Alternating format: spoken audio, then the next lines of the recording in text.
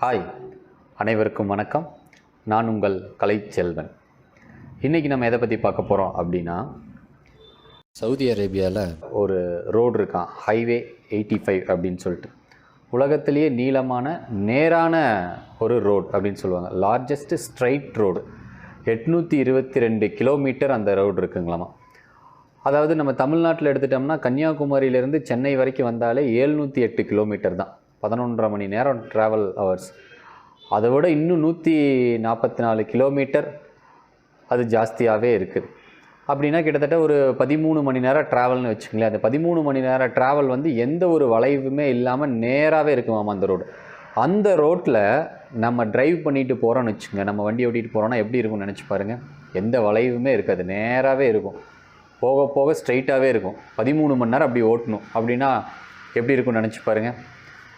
இங்கே லோக்கலில் எடுத்துக்கோங்க. இப்போ நானே பைபாஸில் வண்டி ஓட்டிகிட்டு வரும்போது, இப்போ சேலம்லேருந்து பைபாஸில் வந்துட்டுருக்கேன் அப்படின்னா சின்ன சின்ன கர்வ்ஸ் தான் இருக்குமே தவிர நம்ம ஹில் ஸ்டேஷன் மாதிரி நிறைய கர்வ்ஸ் இருக்காது.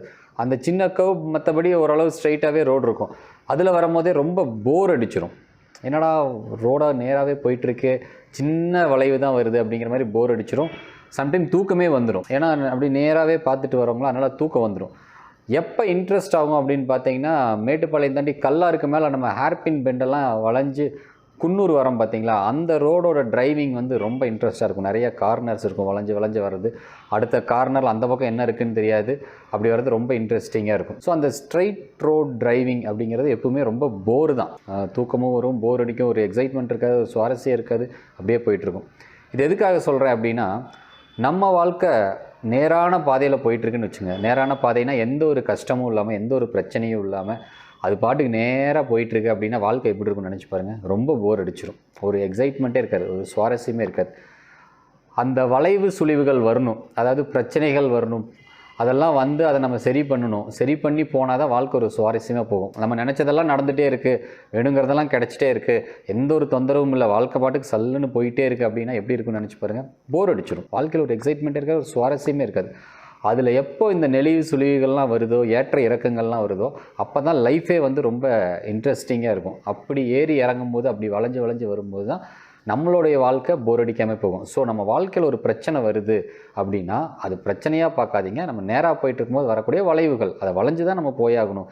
அப்படி வர வளைவுகள் தான் நமக்கு வாழ்க்கை இன்னும் சுவாரஸ்யத்தை கூட்டும். 3 மணி நேரம் சினிமா பார்க்க போகிறோம் அப்படின்னாலே அந்த படம் ரொம்ப சுவாரஸ்யமாக இருக்கணும் அப்படின்னு எதிர்பார்க்குறோம். அப்போ வாழ்க்கையும் அதே மாதிரி சுவாரஸ்யமாக இருக்கணும்னு எதிர்பார்க்குறது தப்பு இல்லையே. ஸோ அந்த சுவாரஸ்யத்தை உண்டு பண்ணுறதே நமக்கு அந்த பிரச்சனைகள் தான். அதனால் பிரச்சனைகள் வரும்பொழுது யாரும் சோர்ந்து போய் உட்காராதீங்க. அப்படி வரும்போது தான் வாழ்க்கை சுவாரஸ்யமானதாக மாறும். அதை கண்டு யாரும் பயப்பட வேண்டாம் அப்படின்னு நான் உங்கள்கிட்ட சொல்லிக்கிறேன். எந்த பிரச்சனை வந்தாலும் ஈஸியாக ஃபேஸ் பண்ணலாம். ஃபேஸ் பண்ணும்போது தான் லைஃப் வந்து ஒரு இன்ட்ரெஸ்டிங்காக போகும், ஒரு எக்ஸைட்மெண்ட் இருக்கும். ப்ராப்ளத்தை சால்வ் பண்ணிட்டோம் அப்படிங்கிற ஒரு எக்ஸைட்மெண்ட் கிடைக்கும். பிரச்சனையே வரல, நம்ம எதையுமே சால்வ் பண்ணல, அப்படியே போயிட்டுருக்குன்னா என்ன இன்ட்ரெஸ்ட் இருக்க போகுது, என்ன எக்ஸைட்மெண்ட் இருக்க போகுது? ஸோ லைஃப்பில் வர பிரச்சனையாக பார்க்காம அது ஒரு எக்ஸைட்மெண்ட்டாக பாருங்கள். அதை எப்படி சால்வ் பண்ணுறோன்னு பாருங்கள். எப்படி வளைவான ரோட்டில் போகும்போது நம்ம டிரைவிங் இன்ட்ரெஸ்ட்டாக இருக்கோ, அதே மாதிரி பிரச்சனைகள் இருக்க வாழ்க்கையில் போகும்போது தான் லைஃப்பும் இன்ட்ரெஸ்ட்டாக போயிட்டுருக்கோம் அப்படின்னு சொல்லி விடைபெறுகிறேன். மீண்டும் அடுத்த வீடியோவில் சந்திப்போம். நன்றி, வணக்கம்.